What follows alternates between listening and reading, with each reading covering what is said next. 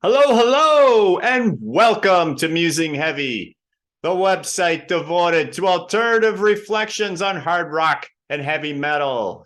Stephen Meyer here, and you are about to witness part 3 of my series based on an essay entitled Heavy Music Visionaries, Inventors, Innovators, and Followers. And in this series, I highlight many of the artists who have pushed heavy music forward. These are the folks we owe a lot to because they're the ones that in a lot of ways keep the art form vibrant. And in this particular part of the series, we're going to concentrate on the idea of who invented heavy metal. Now, just to remind you, in part 2, we came to the conclusion, or I came to the conclusion, I guess, and I tried to justify this, that when we're talking about hard rock and heavy metal, hard rock ultimately is an innovation. Heavy metal is an invention. And I can demonstrate that quickly with a little schematic diagram here. Again, keeping in mind the idea of an invention, just like a consumer good or what have you, is something that didn't exist before, something truly new. Okay, an innovation will typically be a very significant development, and often not a trivial development, but a very important one. But nevertheless, it's an improvement, if you like, a development, an alteration even on something that existed before. Okay, so when we talk about hard rock and heavy metal, I'm arguing, and again, the way I've quoted this is in red, we're talking about inventions. In green, we're talking about innovations. Hard rock and heavy metal.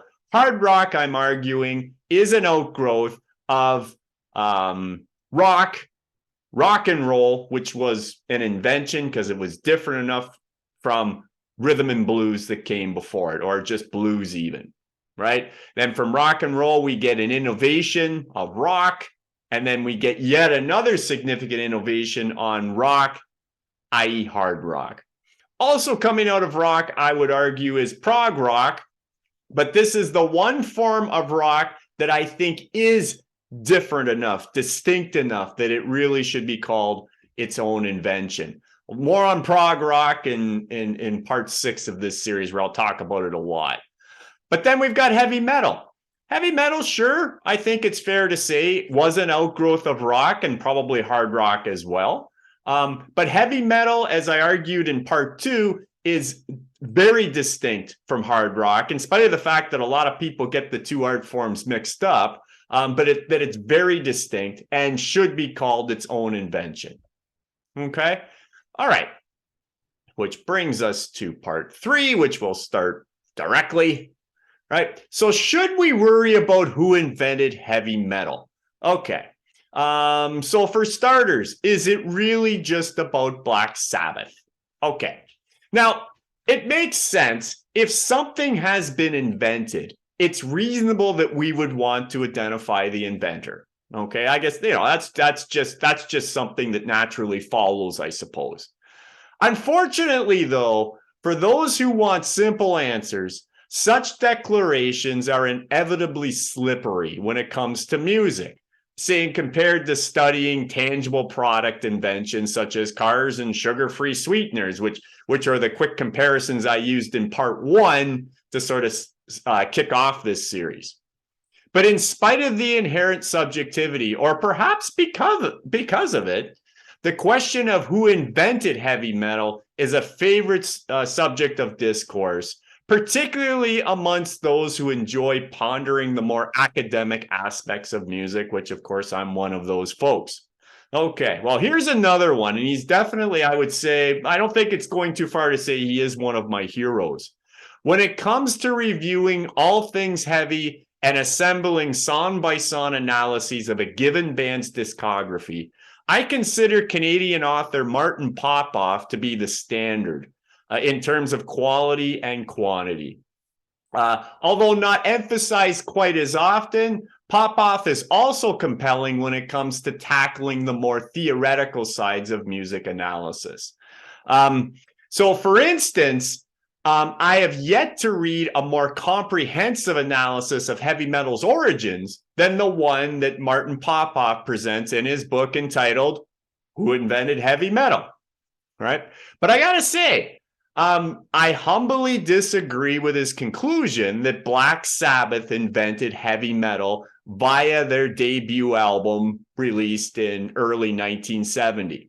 Now, in fairness to Martin, he does go to great lengths in this and other books and podcasts, and he's on all kinds of YouTube things, etc., to point out the crucial roles of Deep Purple, Uriah Heep, and others.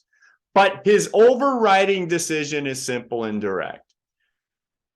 Popoff is not alone in this assessment. Again, just from the research I've done, or just from scanning websites and on it goes, or just from talking to folks over the years, I would say it's become almost conventional wisdom to assume that Black Sabbath invented heavy metal.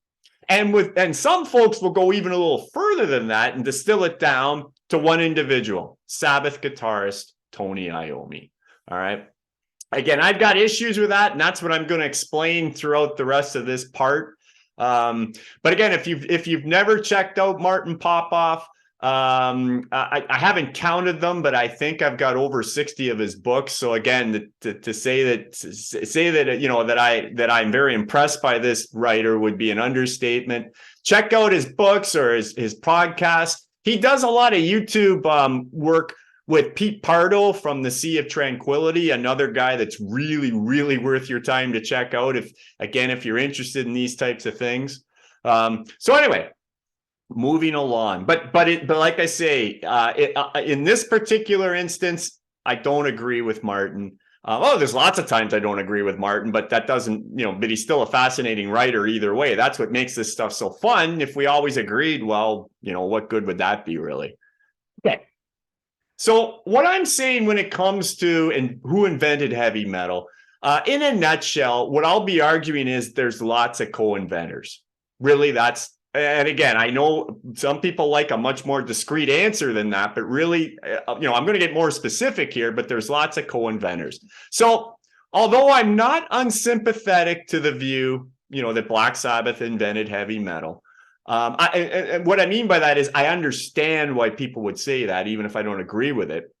I particularly differ with the emphasis on systematically drilling down to one entity, whether that be Black Sabbath or Iommi, and the need to bestow this title in such a narrow fashion, right? Really, that's my beef here, I guess you could say. I believe there's no question that heavy metal is indeed an invention, as I argued in part 2. But its inventors are too dispersed in style to convincingly package this into one definitive answer. I'll tell you what I can agree with, and what in fact I even believe here. I am far more comfortable saying no band has had more influence on the formation of heavy metal than Black Sabbath, or even Tony Iommi if you prefer. Okay, but I think that's a really important distinction. Saying that no band has had more influence on heavy metal or anything else is, to me, quite a ways away from saying one band or one person invented something, right? And I think that emphasis is really that's the important part here. Because if you go with no band has had more influence on the formation of heavy metal than Black Sabbath, then I think really importantly, this allows for the contribution of countless other artists writing and performing in the late 60s and early 70s to be rightfully recognized. This list of potential co-inventors is not only huge, but also highly idiosyncratic. In other words, it's very subjective, which of course only adds to the problem of trying to force one outcome, which unfortunately, I would say Martin and others have done. Now, really, just to name a couple bands here, and again, in fairness, Martin does talk about these bands as crucial to, the development of heavy metal, but then he distills it down to Sabbath, where I think he goes too far. But really, how can the work of Deep Purple, Uriah Heep, and Led Zeppelin in this context not be included, right? I mean, just a couple points here. And folks who are familiar with early Zeppelin and Purple and Heep will know exactly what I'm talking about here. But before or roughly during the time of Black Sabbath's debut, so again, 1970, several tracks off of Led Zeppelin 1, which was released in 69, Led Zeppelin 2, which also was released in 69 later on, and Zeppelin 3, released in 70, several tracks in Deep Purple's In Rock, which was released in 1970, and Uriah Heep's Very Heavy, Very Humble album, also 1970, could easily be heard as proto-metal. Okay, I mean, I won't go into a whole lot of specifics here because I'm pretty sure people know these albums reasonably well. But from Zep 1, Communication Breakdown. I mean, if that's not the beginning of heavy metal in a lot of ways, I'm not sure what is. You know, from Zep 2, there's lots of examples. Whole Lot of Love, Heartbreaker, you know, maybe even Bring It On Home once it gets going. Zeppelin 3, Immigrant Song. Like, really? You can't leave Immigrant Song out as far as, you know, a building block of heavy metal. Out on the Tiles, perhaps, also from Zep 3. I mean, Deep Purple and Rock, you could pretty much say the whole album is proto-metal, you know, but in particular, Bloodsucker, I mean, that's metal to the core, I would say, or at least proto-metal. Flight of the Rat, Hard Lovin' Man, you know, Into the Fire. I mean, these are, you know, even Speed King, well, yeah, that's pretty rock and rolly, but it's, you know, but it's certainly got its metal moments, I would say, right? Uriah Heep's Very Heavy, Very Humble, Gypsy, Walking in Your Shadow. Depending on the version you have, if you have the American version, I mean, you got Bird of Prey on there. These are all heavy metal songs, as far as I'm concerned, right? And I think a lot of people would agree with that. You know, so again, if you're saying Sabbath invented heavy metal, you're kind of discounting these other bands, which, I mean, whether you mean to or not is one thing, but that's the implication, or at least that's how I'm reading it, right? So I'm sure that those familiar with these quite popular albums will have a strong inkling as to which songs qualify, and I guess I just named a bunch of them. But I would also say perhaps a little more peripheral, but equally plausible in terms of early metal would be specific works from the Jimi Hendrix. Now, note, specific works. I'm not saying these bands were full-on metal, right? Because really nobody was, right? But specific works from the Jimi Hendrix Experience, Cream, Blue Cheer, The Stooges, the Alice Cooper Group, Mountain, the Velvet Underground, led by Lou Reed, the MC5, the Amboy Dukes, Ted Nugent's first band, you know, the Stooges, of course, Iggy Pop, right? I think while none of these bands could be explicitly termed metal, again, fair enough, and none were heavy all the time. They all did a lot of different things, as bands in the 60s and 70s did anyway, right? Each unquestionably had their metal moments, is sort of what I'm arguing. It seems impossible that these artists could not have influenced various heavy metal players that emerged throughout the years and the decades that followed, okay? Yet, the problem is, if one adheres to the rigid notion that Black Sabbath's first album is unwaveringly ground zero for heavy metal, then this implies that all subsequent metal can be traced back to this one origin. Okay? In effect, this rejects all other possible pathways, and as such, I think doesn't hold up to even passing scrutiny. And again, I'm going to tear this apart a little more going forward. But again, in a nutshell, it's just too narrow, right? Another issue I got to bring up, and again, I think this is a little pitfall that a lot of folks fall into, is the fact that I think it's too parochial, again, too narrow, really, to base evidence solely on album release dates, okay? These are important temporal checkpoints. I'm not saying that they're irrelevant. We need to consider them. But I think it's also important to understand when bands were initially forging their trade. There are examples of lots of bands that were writing songs and developing their sound, and in some cases sort of had developed their sound months, sometimes years before they got their first record out, right? But if we start the clock, so to speak, on those bands once the record's out, I think we're missing a little information if we do that. Yeah, for sure. I mean, I'm not like the release dates are important. I'm not discounting them, but I think if you just look at release dates, I think you're all again. I would also see that as being just a little too narrow in the analysis.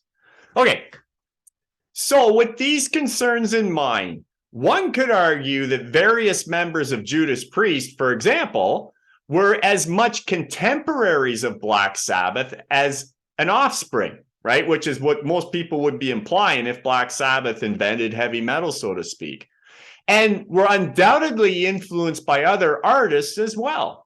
Okay, so we're going to go into a little detail on this one because I think it's an interesting little case study in a way. It's sort of the connections between KK Downing and Jimi Hendrix, right? Then the point I'm going to make in this section is that you can't really have this narrow pathway that all things lead out from Sabbath. Okay, so little background here. Founding Judas Priest member, guitar player KK Downing's not in the band now, but he was for the most important years for sure. States in his book Heavy Duty, which was put out in 2018, another pretty good read, by the way, that an early version of Victim of Changes, I'm sure that would be, that's a legendary metal song to a lot of people, right? That eventually found its way to the Sad Wings of Destiny album, which wasn't released till 1976. It's actually even their second album, right? Because Judas Priest, their first album, Rock and Roll, it didn't come out till 74, okay? But the point is, KK states in his book, they were rehearsing the song Victim of Changes in 1970. Okay. Plainly, Judas Priest was already on their metal way when Sabbath released album number 1, even though a record deal was a few years away. Okay. So again, that's sort of the point I'm making. You got to allow a little wiggle room here. That the analysis needs to encompass more than just album release dates. Okay. But here's to me something that's even more significant than that. It's notable that Downing was a massive Jimi Hendrix fan, okay? Not a little bit. KK was a huge Hendrix guy and probably still is, okay? As such, it's inevitable that Hendrix would have played a key role in the formation of Downing's guitar sound and approach, one that undoubtedly surpasses any inspiration coming directly from Iommi. Okay. I mean, you just can't, as important as Judas Priest is to heavy metal, right? They're a building block for sure. And one of their key guitarists and key writers was a Hendrix fanatic. You can't just throw that out the door when you're trying to assess this, right? So was Black Sabbath an influence on Judas Priest? Absolutely. I'm not saying they weren't, right? For one thing, geographically, there had to be something going on there too. Both Black Sabbath and Judas Priest came out of the same area, out of the Birmingham area. So of course they were. But how could Hendrix not also be a crucial ingredient in the musical stew that emerged as Judas Priest? Well, to my way of thinking, he had to be. In fact, the fit is actually a very good one, right? This, like I say, this Hendrix Downing sort of connection is a good one.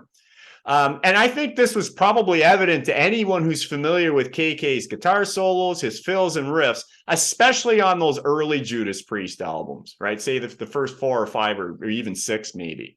All right.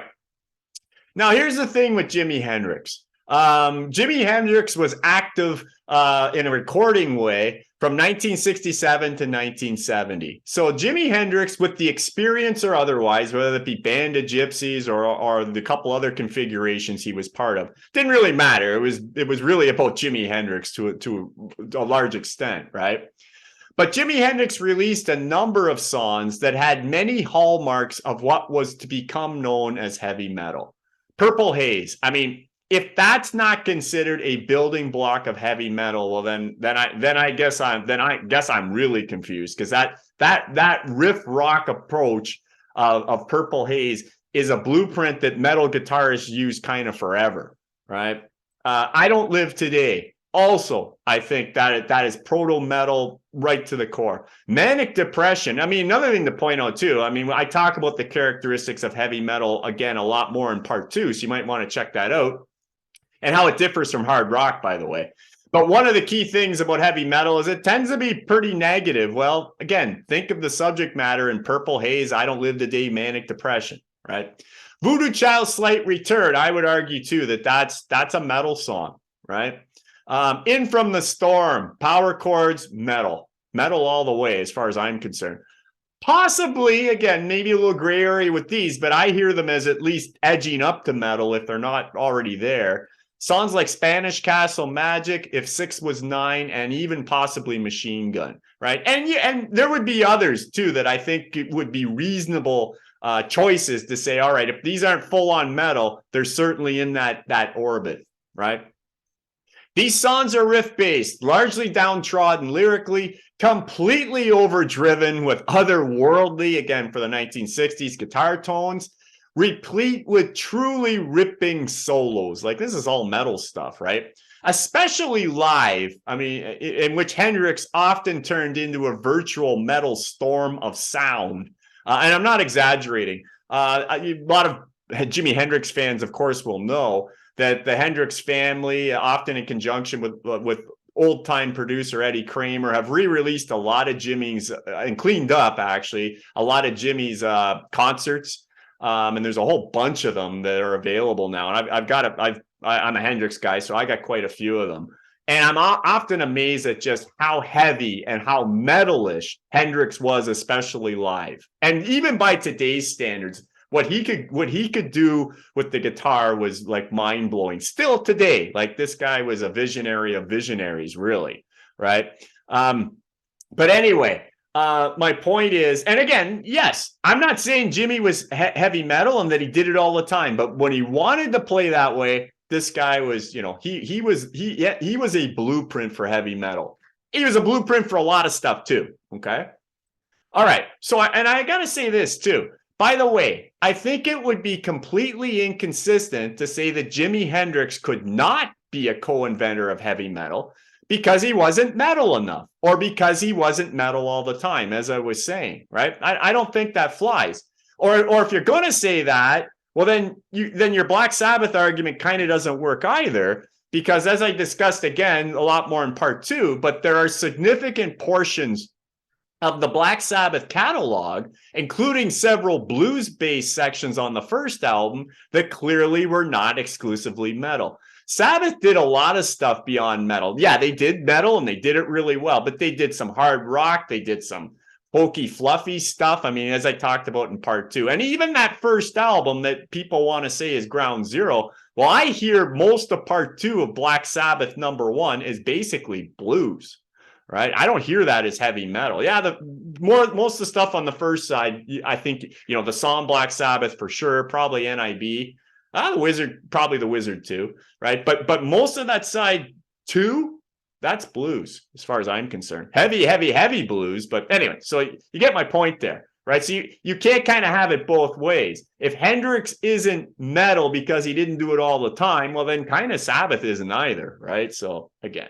So in addition to Hendrix, lots of other guitar players from the late 60s and early 70s demonstrated proto-metal flashes and flurries, and undoubtedly became bridges to future forms of heavy metal. So that little scenario that I did, you know, the link from Hendrix to KK Downing, that plays out all like in many other different ways, but lots of other players that went on to become metal titans, right?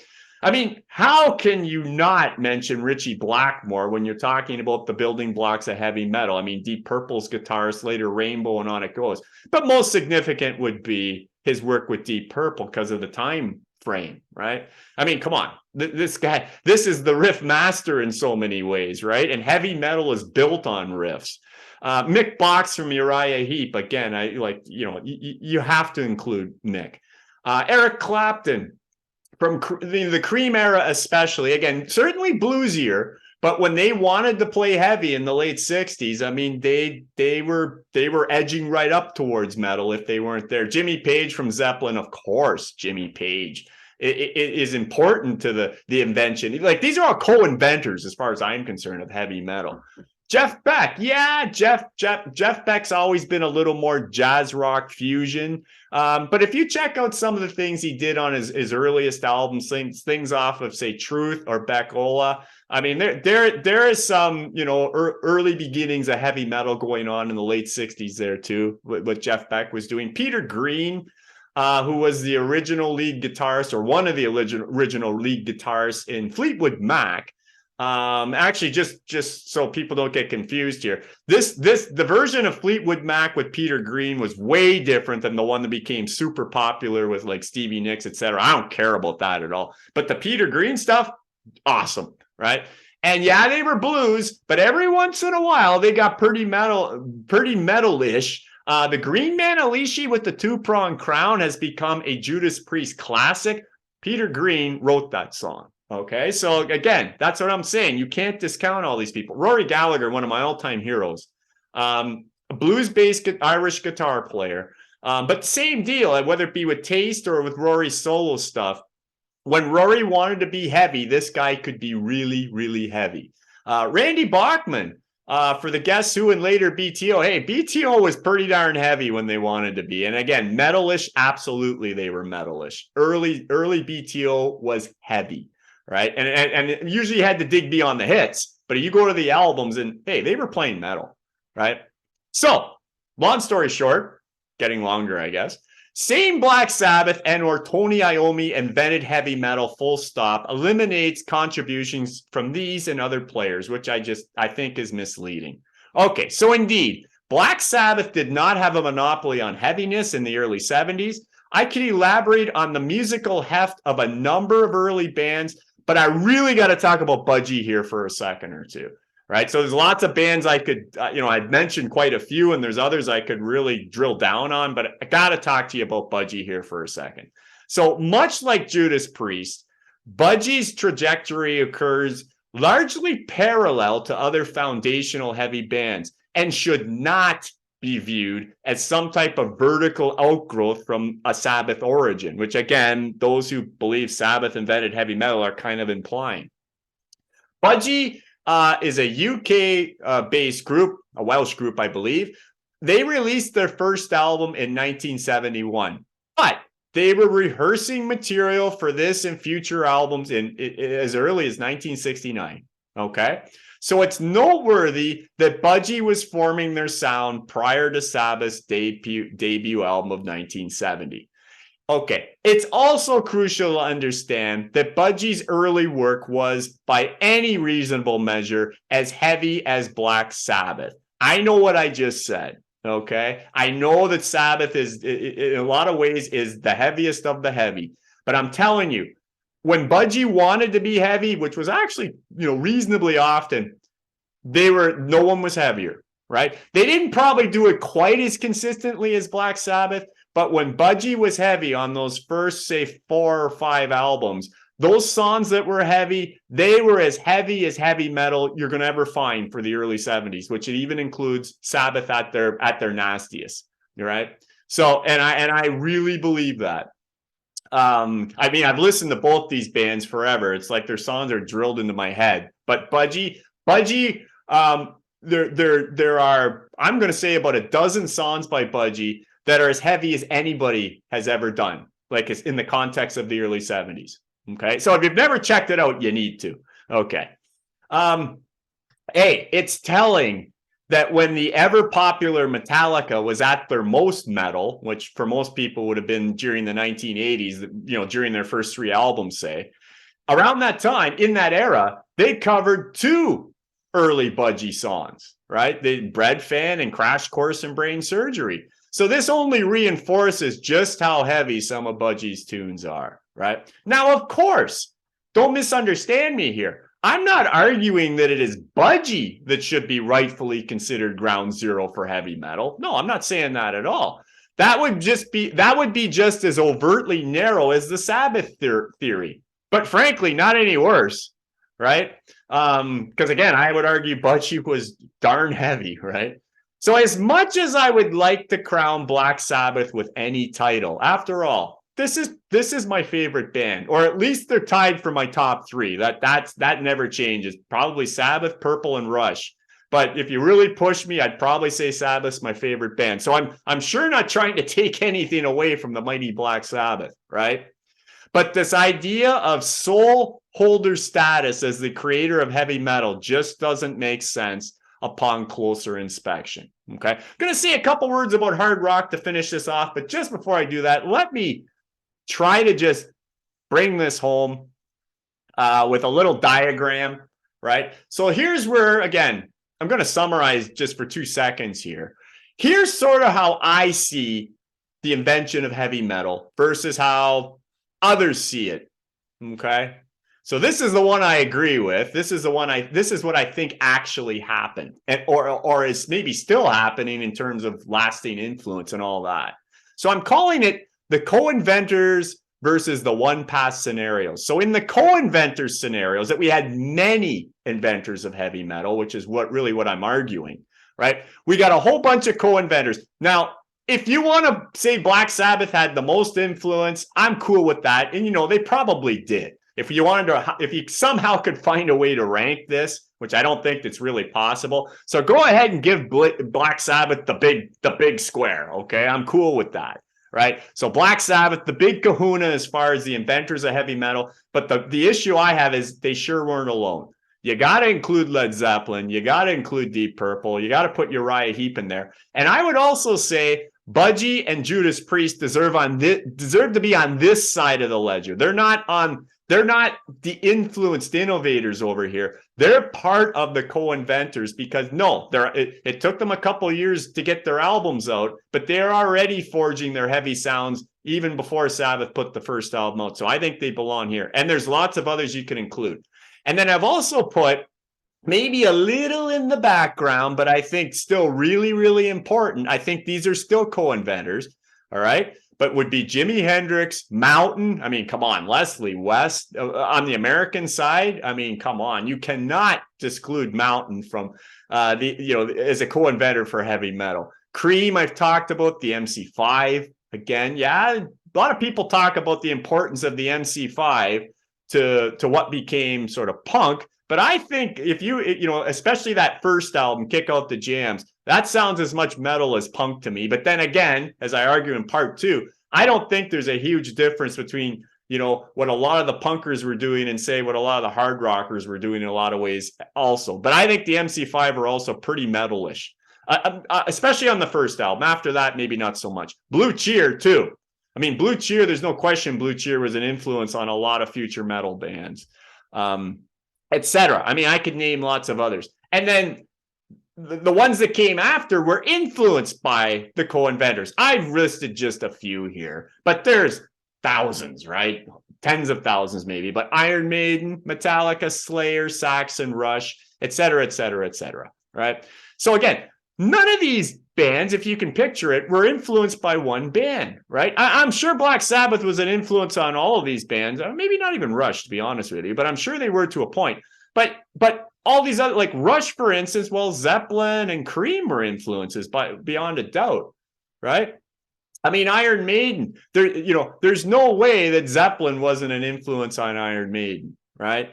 When you talk about Metallica, we know Metallica. Well, I mean, again, they love Budgie. Clearly, they covered him like crazy. Of course, they love Sabbath, but they are huge. Like Lars Ulrich, he is like a Deep Purple maniac, right? So again, you can't. I guess I've been saying it enough. But so that's the way I see it. Here's the one path, one inventor, one path. If the people who think Black Sabbath invented heavy metal, full stop. This is in effect what you're saying. So here's Black Sabbath. Here's the influenced innovators, right? And notice how it's different. So first of all, we lose all of these bands, right? Because they were contemporaries of Sabbath. So if there's only one path, then in effect, these bands no longer count, as far as the influence of heavy metal, because they're not inventors, right? There's only one. So they all are gone. And I guess we would move Budgie and Priest over here, because that's how most people see it, this one path. The people, I think, erroneously see Budgie and Priest as not contemporaries, but outgrowths, right? And so you have it this way. But as I was just arguing, I mean, you think Iron Maiden's only influence, had only one path from Black Sabbath or Metallica or Slayer? No, right? So anyway, you probably see where I'm going here.